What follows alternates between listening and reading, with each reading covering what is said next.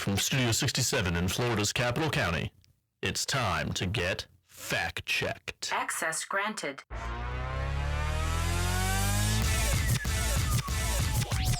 Good people of Florida, welcome back to another season of Fact Check. I'm your new host, Courtney Mooney. Unfortunately, but very fortunately for Jared Grigas, he has moved on to bigger and better. He is at our national chapter, for some of you that don't know. On that note, we do want to welcome back a returning member to the FAC team, Tonnette Graham. She used to work for us back a few years ago, went up to DC, and now she's back with the FAC family. Tonnette, you want to introduce yourself? Say hello. Hello, guys. Glad to be back. Awesome. And then we have our beloved Peter. How you doing over there, Peter? I'm doing good, and I'm excited for our first pod of the 2026 legislative session. I know. It's going to be a super interesting year, everybody. To start off, this year has already been a little crazy. These committee weeks have felt like regular session days. We've got bills flying, amendment language already going, and we haven't even gotten the full avalanche of bills yet, which is absolutely wild. On this episode of Fact Check, we are going to give you guys a little session preview of what we're already seeing. Peter, you want to lead us off in your tech world over there? It was a busy week in the land of AI. As Courtney mentioned, this week was coined or designated the Week of Artificial Intelligence in the Florida House of Representatives. It was designated by Speaker Danny Perez in order to examine the growing impact of AI on the state. This week was intended to provide members with a balanced understanding of both the opportunities and risks associated with AI, and particularly its influence on Florida's economy, workforce, education system, and public policy landscape. Throughout the week, the House Subcommittee helped focus discussions on how AI is currently being used and how it may shape future state and local government functions. As we also saw, the governor did release a Bill of Rights on AI, and we were very happy to see that there is talks of providing some local control for local governments in order to have some say in where and when data centers will start to be developed and implemented in the state of Florida.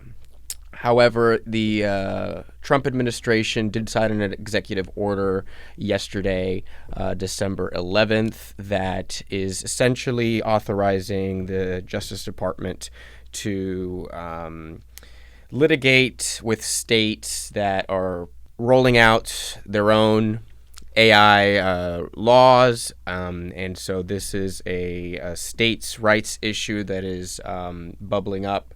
The administration believes that there should be a one-size-fits-all approach across the country with regards to AI regulation, and the Governor DeSantis, does believe that Florida's unique needs deserve unique rules. So this is something that we welcome.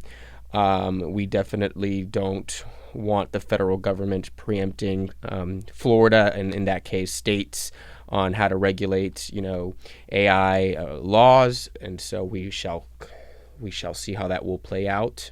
And Peter, this plays right into what we came off of at Legislative Conference with our AI panel and our data center panel. Yes. We had a couple folks, utility, FPL, and AI data center developer come to our legislative conference in Tampa and address some growing concerns amongst our members and local governments as to how these data centers are going to handle the grid, how they're going to handle water use, how local governments are going to be able to have a say in their siting and their development. And so it was a healthy discussion. They gave us a preview of what's ahead. There are a couple of small data centers in the state, but the ones that we are focusing on are the ones that are popping around the country that are these mega data centers that handle a lot of the servers for some of these AI softwares.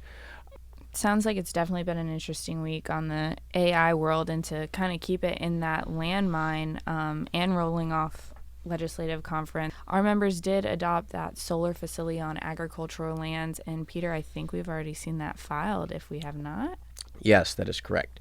So Senator Bradley has been a champion on trying to return some local control over the solar fields on ag lands. And in 2021, the state preempted local governments on the siting of these solar facilities, and they made it so that any solar utilities must be approved by local governments. Last session, Senator Bradley tried to repeal this preemption, but there was no appetite, and the bill did not make it very far. So this time around, for the 2026 session, Senator Bradley filed SB 200, which authorizes counties to adopt local ordinances requiring the decommissioning of solar facilities once they reach the end of their useful life. And this is done in order to ensure the ag land used for solar development can be restored and remain viable for future agricultural use. Another addition to the bill, different from last year, is that the bill allows counties to require financial assurance to ensure completion of decommissioning activities. So like I mentioned before, while the measure continues, it retains the statewide preemption enacted in 2021. SB 200 does attempt to return a measure of local control by granting counties clear authority to manage the end-of-life requirements for large-scale solar infrastructure. We've supported the bill in the Senate Regulated Industries this week. And we've been working with our members as well as Senator Bradley to see if there's any other way we can help to have this bill across the finish line. Sounds awesome. If we can get anything out of our legislative action plan this year, it'll be great because it's going to be a tough year with preemption and, property taxes, all that good stuff that we'll get to here in a little bit in the podcast. Coming off solar and AI world, Tonnette, I think a lot's happening up in Washington in the federal government. Give us a little insight here. Yes. Well, first, I am so grateful to be back with the FAC crew, and I must give a shout out to former FAC celebrity Jared, who I had the opportunity to hang out with when Poolman and I went to the Intergovernmental Disaster Task Force fly-in the last week of October. Coming in hot, talking about the FEMA Act. There we got to be led by Jared and his team now at NACO to lobby the U.S. Senate to work on getting things in place to support disaster recovery. We're trying to work on being proactive and not reactive. We already know Florida is a what? Hurricane state. And this is one of our other big issues in our federal program. We've had this existing policy for years now to keep working on FEMA and flooding and all that good stuff that comes with natural disasters. Yes, ma'am. Florida's going to Florida, and some things we just can't stop. So we got to work to get done to make sure our folks have what they need on the county levels to take care of our constituents. Jared's doing an amazing job with that, and looking forward to going back to the NACO Legislative Conference February 21st through the 24th in D.C. So if you have not already, make sure you register for that. It will definitely be a time. It's a lot to get accomplished, even with not just the FEMA Act, with oil and all the other things going on, healthcare. There are a lot of big hot issues in D.C. right now. So we want to make sure that Florida is there and represented. So sign up to meet us there. Awesome. Everyone, get in touch with Tonnette if you have not signed up for any of NACO's stuff. She can definitely help you with that. It's super important to stay involved.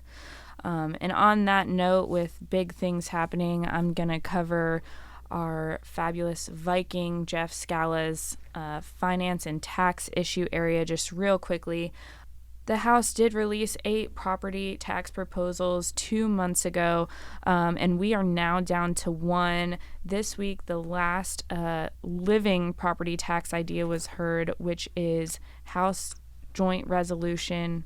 And what this does, instead of the current additional exemption on portions of assessed values between $50,000 and $75,000, the amendment would grant insured homesteaded properties with an extra $200,000 exemption applied to the portion of assessed value between $25,000 and $250,000, and this is for people that have that comprehensive homeowners insurance.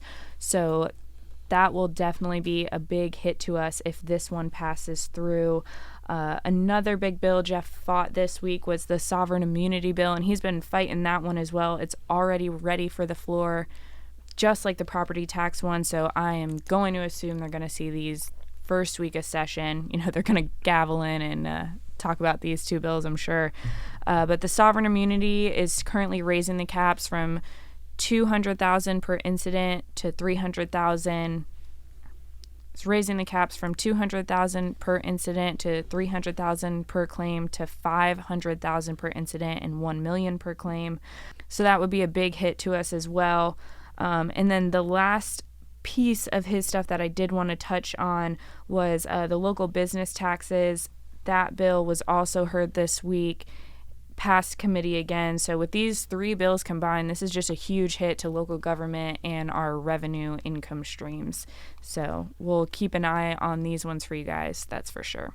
All right, Peter, maybe on a little bit of a better note, can you talk to us about the Rural Renaissance package? We know this was Albritton's baby last year, didn't make it through the finish line, got refiled, but pretty late. I mean, we didn't see this until a couple weeks ago. Give us a little insight on where we are. We left off where we last year. What's going on with this? So yeah, we are starting where we ended last year. The Senate this week advanced the Rural Renaissance 2.0 by Senator Simon. And the bill is SB 250. It is a wide-ranging rural policy and economic development bill that makes substantial structural changes to how the state supports rural counties, rural infrastructure, and rural public services. I know this is the priority of Senate President Albritton, and we'll see if it makes it the finish line. This time around. I definitely think that this is going to become a bargaining chip at some point. Yeah, well, specifically maybe for those little property taxes. I think the intention is to pass it off the floor the first week or second week of session. We'll see if the House is on the same page. But a little synopsis of the bill: it establishes the Office of Rural Prosperity within the Department of Commerce to coordinate rural initiatives statewide. It does have that revision of the fiscally constrained county threshold that is really important to our fiscally constrained counties. It increases from $5 million to $10 million the amount a county may raise from $1 million of ad valorem tax before phasing out of designated fiscally constrained status. This hasn't been changed since 2006. And raising the mill threshold will allow additional counties to qualify for enhanced distribution under Florida Statute 1867. And it will also help stabilize funding for counties with limited revenue-raising capacity. There are two new statewide rural grant programs: the Renaissance Grants Program, which provides block grants for counties experiencing long-term population decline, as well as the Public Infrastructure Smart Technology Grant Program, which supports the deployment of digital, automated, and data-driven technologies to improve the operation, efficiency, and resiliency of public infrastructure systems in rural areas. So this is a very big package of rural items that will be I think passing with flying colors on the Senate side, and like I mentioned, we'll see if the House is on the same page. We're hoping that it doesn't end up like last year where the Senate passed it and the House didn't have much interest, so maybe the chambers can find some compromise or find some middle ground in order to get this really important legislation across the finish line. Won't be the first time we've seen that, huh? Isn't that how property taxes are looking? Yeah. Mm-hmm. Speaking of big packages, you've got another one too. Department of Agriculture and Consumer Services has published their yearly bill. Yeah, the DAX package. So the DAX package is a large omnibus Department of Agriculture and Consumer Services bill. The bill does have a couple components that are of particular concern to local governments. The bill prohibits counties from enacting or enforcing any ordinance, resolution, rule, or policy that restricts or prohibits the use of gasoline-powered farm or landscape equipment. From our knowledge, no county is prohibiting this kind of equipment. So we believe that this is something that is trying to proactively preempt local governments with regards to these gasoline-powered farm equipment, because I believe some other states might be trying that. Section 3 of the DAX package also makes changes to how state and local governments handle the surplus of public lands, particularly those with ag potential. It requires the ARC, the Acquisition Restoration Council, to review any locally surplus land and determine whether those lands are suitable for bona fide agricultural purposes. And if they are suitable for bona fide agricultural purposes, future development rights may not be transferred for that land. And then finally, there's a biosolids component to the bill. So the bill requires that after July 1st, 2020, any biosolids land application site may only apply Class AA biosolids, eliminating the current ability to land apply Class A or Class B. Now, the issue is Class AA, it does not have the regulatory framework of Class B biosolids, and it does have some components that don't address the nutrient and phosphates. So we are, trying to ascertain the impact of the change, both financially and environmentally. And we'll be having conversations with the sponsors as well as the Department of Agriculture and Consumer Services. Sounds like both those bills are going to take up a lot of your time, Peter. Yeah, they're pretty large, pretty comprehensive. There's a lot of stakeholders that are working on this together. Well, I think you pointed to something when you first started talking about the DAX package, that these are large vehicles, and these are the bills that we have to be really careful of throughout session. They open up so many statutes, and, this becomes ways that people slip small amendments in, and where we are fighting tooth and nail at the end of session, because it's, people sit on stuff all session just to put it in these big packages, hoping no one notices them. So we'll definitely keep an eye on those too. Tonnette, over in the health, safety, and justice world, I know you've got a few important bills that popped up this week. One of them being the use of public funds for political subdivisions. Do you want to tell us a little bit about that guy? By the famous Representative Steele. So it hadn't hit a committee yet, but we want to make sure that we're proactive. House Bill 605, and it also doesn't have a Senate companion yet. But House Bill 605 would ban counties and cities and special districts from using taxpayer funds to support nonprofits that are incorporated in Florida. This provides, with the exception of nonprofit rural hospitals, but this provides an issue for us because our counties and local government provide a lot of services for behavioral, mental health, contracts, grants, all the things. So we'll definitely be in conversation. Our deputy met with the sponsor of the bill earlier this week, and we look forward to sitting down at the table and working with him in January to hopefully tame this beast before it gets out of control. But hey, Florida Doge. Yeah, this is just another thing trying to take away at local government. But I think you are going to send out a little survey to our people. Oh, yeah. Health and Human Services. Be on the lookout. You will definitely get a survey. We want feedback. We want to, again, be proactive and have the data and information for them when they return in January for session, sharing the different services that are provided and funded through these resources within our respective 67 counties that I don't think they are taken into account. So they know that, if this bill was to get across the finish line, it's cutting resources for those who are funding it. And we're doing a pretty good job at that this year between, Jeff on property taxes and local business taxes. This bill that you got, we're making the legislature fully aware of just what kind of impact these bills are going to have to you guys down on the county level.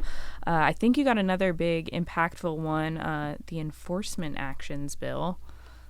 Yeah, so stepping a little bit out of my HSJ wheelhouse, but 105, who is sponsored by two great local government guys. One on the House side is a former city mayor, and of course, one our very own former county commissioner, who's now a senator. But the government accountability bill, as the Arthur on the House side likes to say, he just wants us to follow our own damn rules.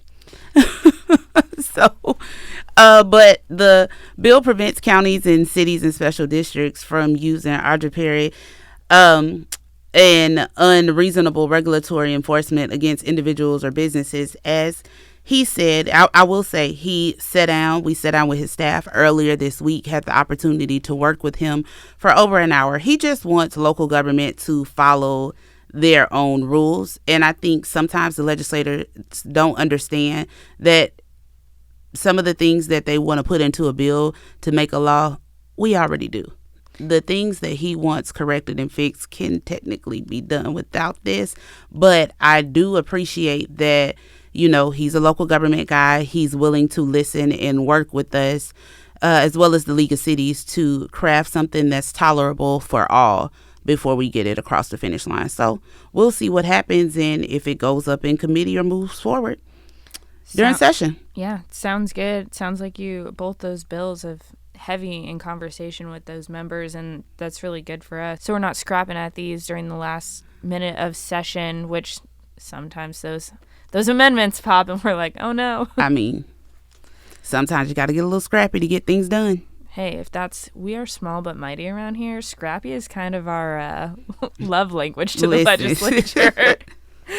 All right. Anything else in the HSJ world you want to touch? I know it's a big one. Nope. We're just monitoring the big healthcare package that came out, the big, beautiful Frontier Healthcare Act, HB 693, which highlights emergency management services, healthcare facility rules, Medicaid, kids care, food assistance program, health practitioner rules, insurance billing. I could go on. So we'll just see again how that plays out and what we'll have to do to protect home rule.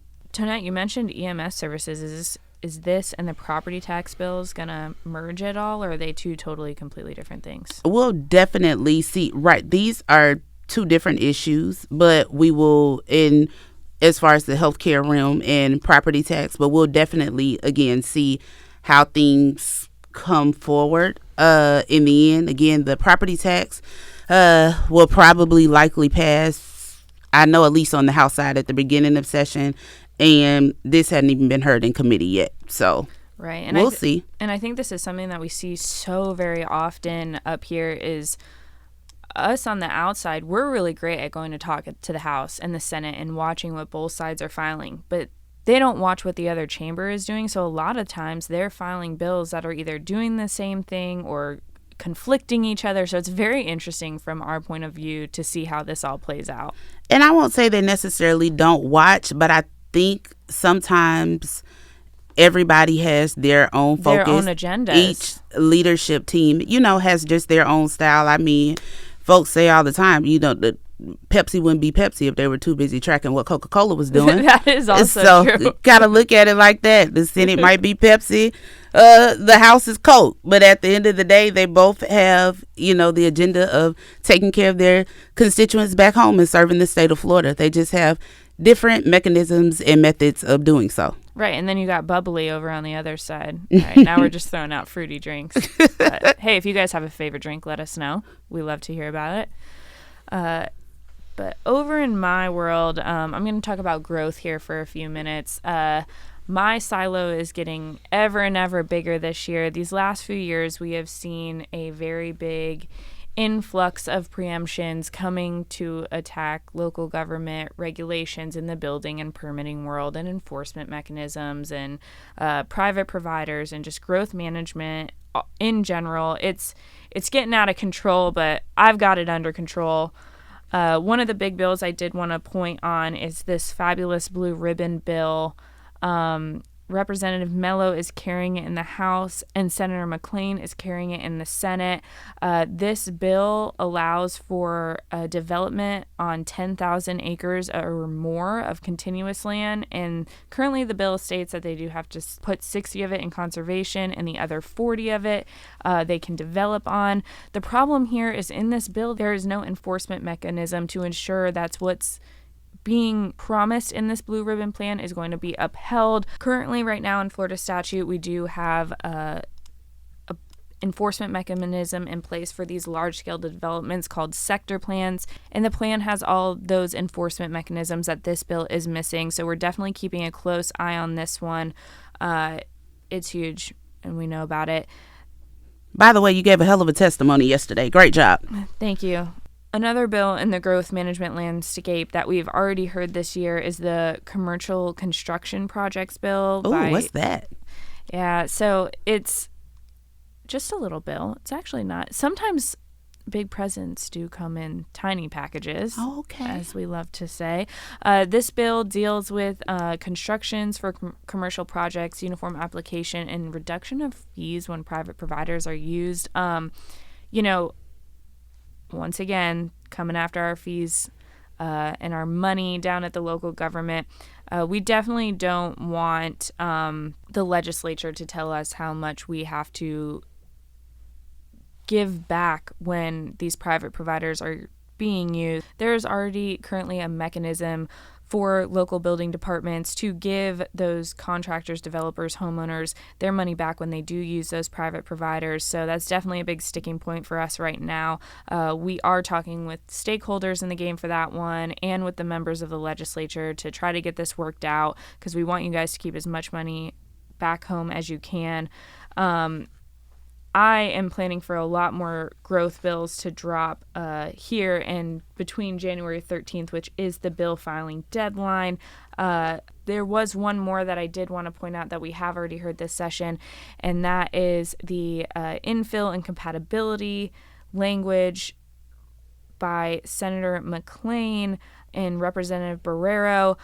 This bill is trying to define compatibility in residential infill and make it harder for our board to throw out projects based on compatibility. So we're definitely keeping an eye on this one as well and talking with those sponsors. We want you guys to be able to use all the tools in your toolbox when building out your communities and definitely keeping constituent input and all those good things. And on that note, we're going to throw it over to Peter to talk about water, environment, and sustainability. I think you've got a bill that we've seen before by Representative Maggard. Why don't you tell us a little bit about the big bad the preemption. water bill? So Rep. Maggard's bill seeks full state control over water quality and wetlands regulation. It essentially would bar local governments from adopting any laws or policies dealing with water quality or quantity, pollution control, pollutant discharge prevention or removal, and wetlands. We have met with Rep. Maggard about this, and he is concerned with water delineation. He wants a one-size-fits-all approach. And believes that the state is better equipped with handling water quality and anything that has to do with ensuring clean, healthy water for every community. We at FAC do believe that every community has its own needs, and local governments do have the expertise, do know their communities pretty well, where they should be able to pass their own ordinances and their own rules to ensure that every community has the proper tools to have clean water. This bill was filed in 2023. It did not make it very far. I mean, this is a very big preemption. So we are very much opposed to this bill, and we'll be working with the Senate sponsor, Senator McClain, yet another bill that the senator has filed. Senator McClain's up to like 55 bills. He gets so excited to see us because he's just like, I'm going to file another bill, guys. And I'm like, isn't bill drafting like sick of you yet? Yeah.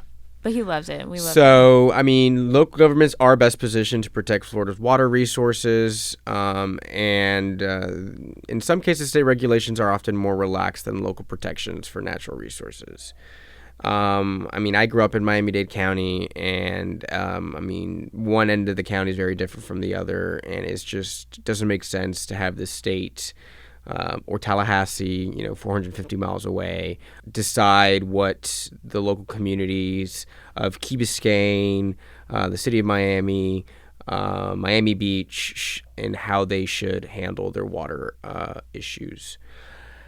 There is also another bill that is standards for stormwater systems by Rep. Grow and Senator Burgess. The bill it's got two components, installations and inspections. The bill is saying that all new pipe installations for stormwater systems need to conform to the Department of Transportation's pipe and culvert standards, which in some cases is a lower threshold than some counties in their installation of these systems, and in some other cases is more than what is needed.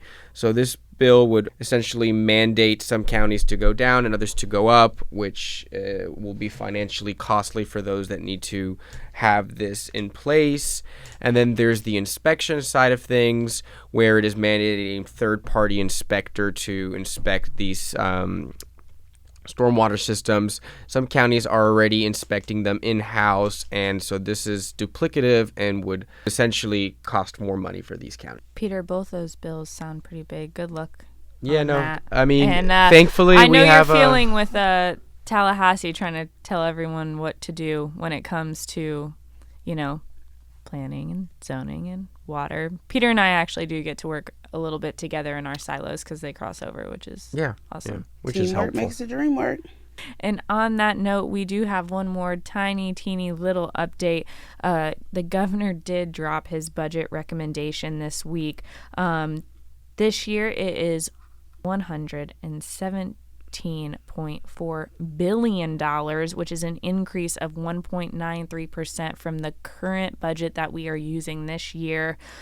So that was pretty interesting to see an increase with all of the doging and property taxing and wanting everyone else to decrease budgets. But then again, it's just a recommendation. So the House and the Senate will eventually publish their budgets, and then we will start that whole negotiation sides of session, which also plays into the bills, and it's going to get crazy up here. So we've been saying it for months. Get your popcorn, get ready. It's going to be an interesting year, and we are ready and excited for it. So thank you everyone for listening in. We will see you next year. Have a happy holidays, Merry Christmas, Happy Hanukkah, Merry Christmas, and whatever you guys guys. do with your Yep. families. And from the FAC family, we were giving you a nice big hug to send you into this new year and holiday season. So thanks everybody. Thank you. Bye. Happy holidays.